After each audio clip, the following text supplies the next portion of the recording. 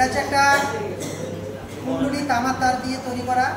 কুণ্ডলীর মধ্যে যদি আমি চৌম্বক প্রবাহের পরিবর্তন ঘটি, এটা চৌম্বক, যদি এটা আমি চৌম্বক প্রবাহের পরিবর্তন ঘটাই তাহলে এই বাল্ব দুটো জ্বলবে। অর্থাৎ এখানের মধ্যে একটা ইনডিউসড ইএমএফ তৈরি হবে।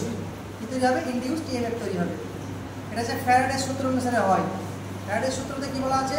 যে কোনো কুণ্ডলীর মধ্যে যদি চৌম্বক প্রবাহের পরিবর্তন ঘটায় তাহলে ওই কুণ্ডলীতে ইনডিউসড ইএমএফ উৎপন্ন হয়, যার জন্য এই বাল্বগুলো চলবে। দেখো আমি এখানে চৌম্বক ক্ষেত্রের পরিবর্তন ঘটাবো। এটাকে পরিবর্তন ঘটাবো কীভাবে? আমি এটাকে মুভিং করবো, তাহলে এটা চলবে। দেখো এই যে